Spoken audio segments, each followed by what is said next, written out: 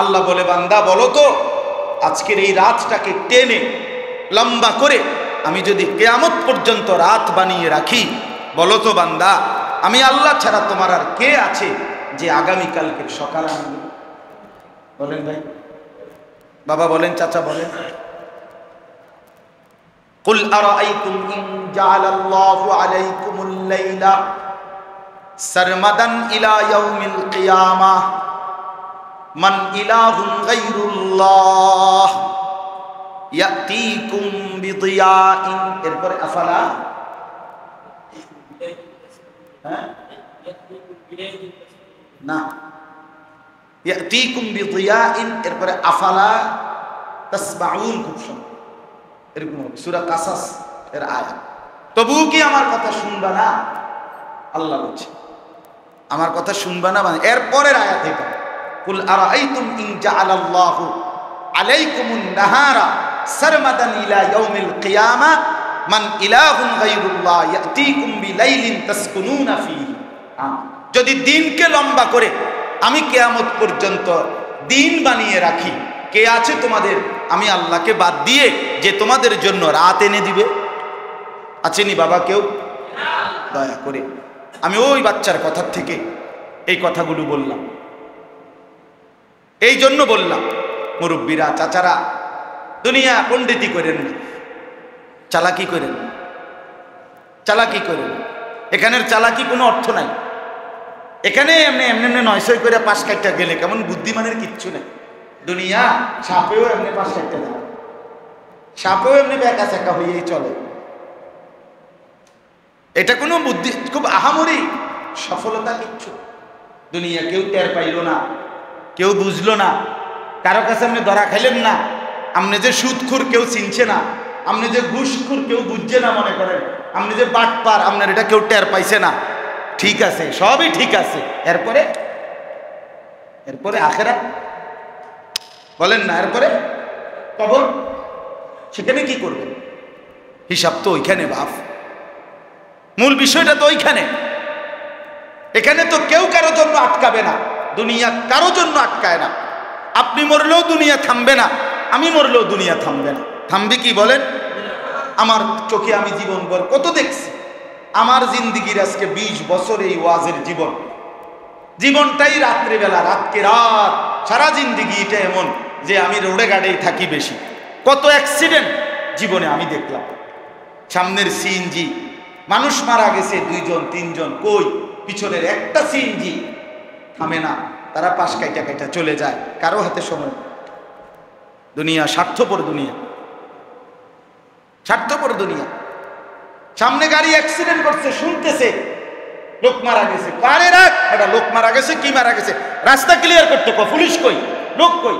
মানে তার টেনশন হইল মরলে মরছে, তে মরছে তার বিষয়, আমার কিতা, আমারে আটকে রাখছে। এর নাম দুনিয়া।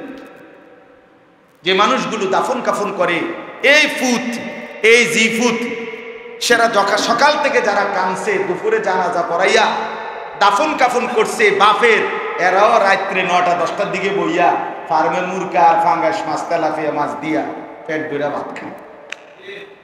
হ্যাঁ, খায় না? এরা রান্ধে নাই, আর লগের ঘরের থেকে না খানা দিছে, খানা ঠিকে খাইয়া শুইছে। তার মানে কি? দুনিয়া থামে না কারো জন্য। বাবার মৃত্যুতেও দুনিয়া থামে না, মায়ের মৃত্যুতেও দুনিয়া থামে না, কারো জন্য না বাপ, আপনাদের কারো জন্য। আপনারা ভুল করছেন, ইচ্ছা করে বড় বোকার স্বর্গে আছেন। শুধু শুধু ছেলে মেয়ের জন্য হারামের টাকা দিয়ে গেল, সুদে টাকা নিয়া, সুদে টাকা লইয়া, কিস্তিতে টাকা লইয়া যেই পোলাটারে বিদেশ পাঠাইলেন, এর কোনো দরকার ছিল না। ওর রিজিকের জন্য আটকাবে না, আমনের রিজিকের জন্য আপনি আটকাবেন না। ফাঁকে থাইকা বাপ ফুট 2 জনের জাহান্নামের বুঝ করে নিলেন, নাইতো এমনিতেও টাকা কামাই করতে পারে, এমনিতেও চলতো। রিজিক মুআয়্যান, রিজিক মুকাদ্দার। তার রিজিক যদি বিদেশে, সে পৌঁছবে, তার রিজিক যদি এখানে, রিজিক পৌঁছবে। রাসূলুল্লাহ সাল্লাল্লাহু আলাইহি সাল্লাম বলেন, ইন্নার রিজকা লা ইয়াতলুবুল আবদা কামা ইয়াতলুবুল আজাল। রাসূলুল্লাহ সাল্লাল্লাহু আলাইহি সাল্লাম বলেন, কোন মানুষের মৃত্যু যেভাবে তাকে খুঁজে নেয়, খোদার কসম রিজিকও তাকে সেভাবে খুঁজে, রিজিক তালাশ করে না, আপনার রিজিক পৌঁছবেই আপনার কাছে। যার যেখানে বরাদ্দ সেখানে পৌঁছবেই আপনার, কোনো সন্দেহ নেই, কোনো সন্দেহ নেই। এই জন্য দয়া করে নিজের এবং স্ত্রী সন্তানের ক্ষতি করেন, নিজেরে নষ্ট করেন, খামখেয়ালি করেন না। খামখে শুধু বউ বাচ্চা, সংসারের বাজার সদাই, ঘর দালান বিল্ডিং, ইট বালু সিমেন্ট, খাট পালং ফার্নিচারের জন্য গোটা আখেরাত ভুলে গেলেন। নিজের ওযু, নিজের নামাজ, নিজের রোজা, নিজের হজ, নিজের জাকাত, নিজের কোরবানি কিচ্ছুর খবর। জাকাত ফরজ হয়ে আছে বহু বছর, দেয় না, সংসারে জানে না। হজ ফরজ হয়ে আছে আজকে মনে 10 বছর, কিন্তু হজ করে না। কেন? সংসারে যান। দোতলার বিল্ডিং এর কাম শেষ হয়েছে না, 3 নম্বর মাইয়া গাওয়ানো বিয়ে দিছে না, 4 নম্বর ফুলা গাওয়ানো বিদেশ পাঠাইয়া সারছে না, বাজারে দোয়ান ঘর করতে আছে, এটার কাম শেষ হয়েছে না, বাড়ির লগে দিয়ে আরো 10 শতক জায়গা কিনলে দুইটাটা সুন্দর হয়, এটা কিন্তু কিনা সারছে না। এইসব সম্বন্ধ, এসব সদর বদর বললেন আপনি আখেরাতে বাঁচবে। হ্যাঁ, রাসূলুল্লাহ সাল্লাল্লাহু আলাইহি সাল্লাম বলেন যে মুসলমানের উপরে হজ ফরজ ছিল কিন্তু আদায় না করে মৃত্যুবরণ করলো, খোদার কসম নবী বলছে ওইটা হয় ইহুদি মরলো নয় খ্রিস্টান মরলো, বেঈমান মরছে, বেঈমান। নবীজি বলছে এটা বেঈমান মরলো, বেঈমান। কি খবর বলে? যার কাছে তার বসত বিটার অতিরিক্ত 10 শতক 20 শতক জমি আছে, যেই জমির কিছু বেচলে 5 শতক 6 শতক 4 শতক 10 শতক বেচালে জমি হজের টাকা হবে এবং সংসারও চলবে বাকিটা দিয়া, বাকি জমিটুকু দিয়া, বাকি সংসারের ওই জমির টাকা দিয়া, তাইলে ওই এটুকু জমি থাকলেই ওই মুসলমানের উপরে হজ ফরজ। নগদ টাকা জরুরি নয়। আমি বললাম মাসআলা, আপনি যদি বুঝে না ধরে আপনার এলাকার হুজুর গরু জিগাইয়া ভুল হইলে আমারে জানাইয়েন, আমি আবার আসবো। যে ইয়াসিন ভাই, আবু সাইদ ভাই, ওনাকে 2 জনের বললে বিচারের জন্য আবার আবার যেদিন বলেন ওই দিনে আমি। বুঝেন নাই কথা? আমি কুমিল্লা ক্যান্টনমেন্ট থাকি, আবার বললে আবার আসবো, যেদিন মেল হইব সেদিন আমি, অসুবিধা কি? আপনি মেল ডাকবেন। হজ ফরজ অসংখ্য মুসলমানের উপর, এই গ্রামে গঞ্জের অগণিত মুসলমানদের উপরে হজ ফরজ। জমি আছে বড়ার 20 শতক 30 শতক ভিটা আছে, এখান থেকে 5 শতক হজের টাকা 7 লাখ, জমির গন্ডা যদি হয় শতক যদি 2 লাখ টাকা হয়, 5 শতক বেচলেই তো 10 লাখ। বুঝেন নাই কথাটা? তো ওনার উপরে হজ ফরজ, নিঃসন্দেহে ফরজ। তাহলে এই হজ ফরজ এই অবস্থায় যদি না আদায় করে মৃত্যুবরণ করে, খোদার কসম নবী বলছে এটা হয় ইহুদি মরছে না খ্রিস্টান মরছে। জি না, জি না, উমরা হজ হজ না। আচ্ছা আপনারা বলেন তো, কয়টা ছাগল একসাথ করলে একটা গরু হয়? 7টা। আন্দাজে একটা বলছে 7টা ছাগল একত্র করলে গরু, এটা জীবনে শুনছেন আপনাদের? ছাগল তো ছাগলই, ছাগল গরু হইব কেমনে? গরু ছাগল হইবে কেমনে? এই জন্য উমরা তো উমরাই, এটা হজ হবে কেন? কথা বুঝছেন না? কোনোভাবেই না। উমরা তো সুন্নত, উমরা হলো কি? হজ ফরজ। হজ ফরজ, উমরা তো আলাদা বিষয়, উমরা তো মহব্বতের বিষয়। আল্লাহর ঘর দেখার মহব্বতের জন্য বান্দা আল্লাহর ঘর দেখার জন্য পাগল, নবীর রওজা দেখার জন্য পাগল, এই জন্য মহব্বতের দাবিতে উমরায় যায়। এই তো হজ আপনার কাছে পছন্দ হোক বা না হোক, সম্পদ থাকার কারণে আমার উপরে যেহেতু ফরজ হয়েছে, এইবার আমার মন না চাইলেও আমার জন্য যাওয়া বাধ্যতামূলক, এটারে কয় হজ।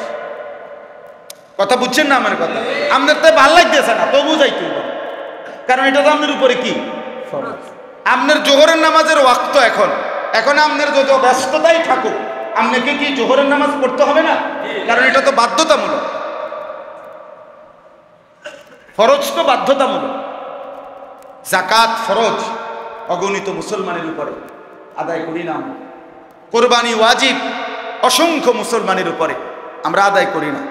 আমি বুঝি না, আপনি বুঝি না বললে হবে না বাপ। না রে বাপ, বিশ্বাস করেন, আমার কথাটা কষ্ট নিয়েন না, আমি একটু শক্ত বললাম, কিন্তু আপনাদের কাছে বিবেক জাগায় না। এই যে প্রবাসী ছেলেরা যারা বাড়িতে টাকা পাঠায়, বাপের নামে, মার নামে, বাপ্পার নামে কোরবানি হয়, বাড়িতে কোরবানির সময় টাকা পাঠায়, বাবার নামে মার নামে কোরবানি আদায় করে, সে প্রবাসী, তার বউ বাচ্চারাই খায় দেশে, ঠিক আছে, কিন্তু তার কাছে কোরবানি ওয়াজিব তার উপরে, তার কাছে 1 লাখ 1.5 লাখ 2 লাখ টাকা আছে। কথা বুঝছেন কিনা? এই ছেলেটা যে টাকা পাঠানোর পরে তার বাবা মার নামে কোরবানি আদায় করলো, বাবা মার কোরবানি হইছে, সোয়াবও হইছে, সে মা বাবার খেদমত করছে, এই সোয়াবও পাইছে, কিন্তু তার উপরে যে কোরবানি ওয়াজিব ছিল এটা আদায় হয় নাই, সে গুনাহগারী থাকবে, গুনাহগারী থাকবে, গুনাহগারী থাকবে, সে পাপী। কেন? তার নিজের কোরবানি কি করে নাই। একজনে আমারে বলছে, কয় তাহলে হুজুরের লেগা আমার আব্বা আমার জন্য কোরবানি দিতাম না আমি বললাম, তা আপনি আগে এটা বলেন, মনে করেন আমার আব্বার জন্য আমি একটা লুঙ্গি কিনা দিছি আমার আব্বারে, এই জন্য আমার তো আর লুঙ্গি কেনার দরকার নেই। কিনলে কিনতাম, আমার আব্বারে না লুঙ্গি দিলাম, এবারে ফিলটা সারলে তো আমি হিন্দু ফেলবো, এটা নিয়ে কথা। তো আমার বাবা মার জন্য আমি দিছি, এটা তো তুমি সারা বছরে দাও, বাপ মার খেদমতের জন্য তুমি অন্য মাসে টাকা দিছো না। কথা বলেন, একটা সন্তান বিদেশি ছেলে সে কি শুধু প্রত্যেক কোরবানির সময় নিয়ে টাকা দেয়, আর কোনো মাসে টাকা দেয় না? তো ওই সময় দিছো যেই সূত্রে, এখনো দিছো ওই সূত্রে, সেটা তো আলাদা বিষয়। তো তোমার কোরবানি কর। আমাদের দেশে অবিবাহিত ছেলে চাকরি করে, ব্যবসা করে, কিন্তু অবিবাহিত, এখনো বিয়ে করে না, সাবালক, বুঝেন নাই কথাটা? তাদের অসংখ্য ছেলেদের উপরে কোরবানি ওয়াজিব, কিন্তু এরা কোরবানি দেয়, হয়তো মনে করে বিয়ে করছি না, আমার পিতা কোরবানি না, কোরবানির জন্য বিবাহিত হওয়া শর্ত নয়। এরকম অনেক বিষয়। যাই হোক, আমি ইডিয়ন সব বললে সময় হবে না, রাত হয়ে গেছে অনেক। আপনাদের কাছে আমি এটাই বললাম, দিন শিখতে হয়। এই যে ইসলাহি মজলিস, আজকের এই ছোট্ট মজলিসের দ্বারা, গরম হোক, একটু রাত হয়েছে, একটু কষ্ট হয়েছে, কিন্তু এতটুকু বিবেক অনুভূতি আপনার ভিতরে তো হয়েছে যে না, দিন শেখা দরকার। এই কথাটা কি বোঝেন নাই আপনি? তাহলে এটা কি লাভ হয় না? আল্লাহর কোরআন শিখতে হবে, সময়কে কাজে লাগাইতে হবে, জিন্দেগি কাজে লাগাইতে হবে বাপ। খামখেয়ালি করলে হবে না রে বাপ। যুবক ভাই আপনাদেরকেও বলি, নওজওয়ান তোমাদেরকেও বলি বাপ, এই হায়াত আর ফিরবে না, এই রাত আর আসবে না। এই মনে করেন আজকে 14ই জুলাই 2024 রবিবার, এই শিরোনাম পৃথিবীতে আর আসবে না।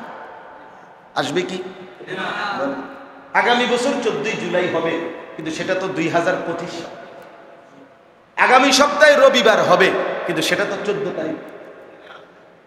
এই শিরোনাম 14ই জুলাই রবিবার আর কোনোদিন আসবে পৃথিবীতে? তার মানে আমার জিন্দেগির হায়াতের এক এক সেকেন্ড আর কখনো আসবে। প্রত্যেকটা রাত কিতাবে আছে, পৃথিবীবাসীকে ডাক দিয়ে বলে, জগৎবাসী আমারে কাজে লাগাও, আমি আর আসবো। প্রতিটা দিন সকালবেলা দুনিয়াবাসীকে বলে, জগৎবাসী, হে পৃথিবীবাসী, আমারে কাজে লাগাও, আমি আর আসবো, আমি আর আসবো।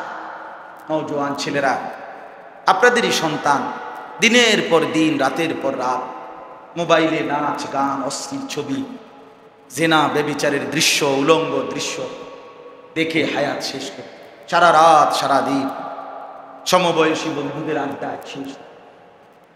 চুল দেখলে মনে হয় না মুসলমানের সন্তান, জামা পোশাক দেখলে মনে হয় না মুসলমানের সন্তান, পেশাব করে পানি নেয় না, টয়লেট পেপার ব্যবহার করে না, মন চাইলে দাঁড়াইয়া পেশাব করে, মন চাইলে বৈশা পেশাব করে, জন্তু জানোয়ারের মতো।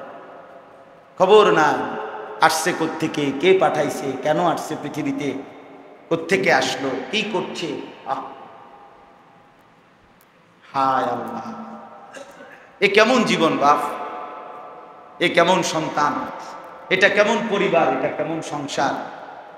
খোদার 365 দিন, এক বছরে কোনো দিন ফজরের নামাজ আপনার 16 বছরের ছেলেটা আপনার ঘরে ঘুমাইয়া কোনো দিন ফজরের নামাজ পড়ে না। এত বড় জানোয়ার আপনার ঘরে কেমনে ঘুমায়?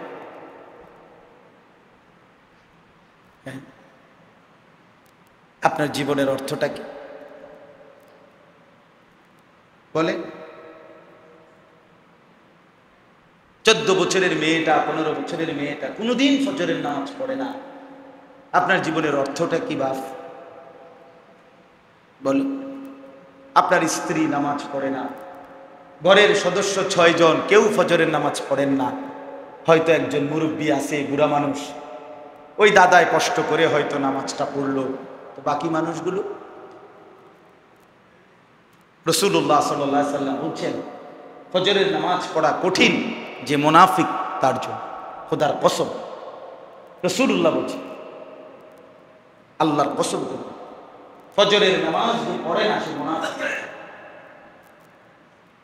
রাসূলুল্লাহ সাল্লাল্লাহু আলাইহি ওয়াসাল্লামের সাহাবীরা বলতেন, আমরা নবীজির জামানায় মুনাফিক চিনতাম ফজরের নামাজের অনুপস্থিতি। জুমার নামাজ শুক্রবারে অনুপস্থিত এটা না, কোন নামাজে অনুপস্থিত? হাদিসে আছে নবীজির ফজরের নামাজ সালাম ফিরাইয়া নবীজি জিজ্ঞেস করতেন, মাঝে মাঝে যাকে সন্দেহ করতেন মুনাফিক, জিজ্ঞেস করতেন, আফিল মসজিদে ফুলান, মসজিদে অমুক আছে? সাহাবীরা ডানে বামে তাকাইয়া বলতেন না। নবীজি বলতেন, হ্যাঁ সন্দেহ করছিলাম, এখন নিশ্চিত হলাম। কি ব্যাপারে? ফজরের নামাজ বাপ, ফজরের নামাজ। কোরআনুল কারীমের মধ্যে আছে আল্লাহ তাআলা অতীতের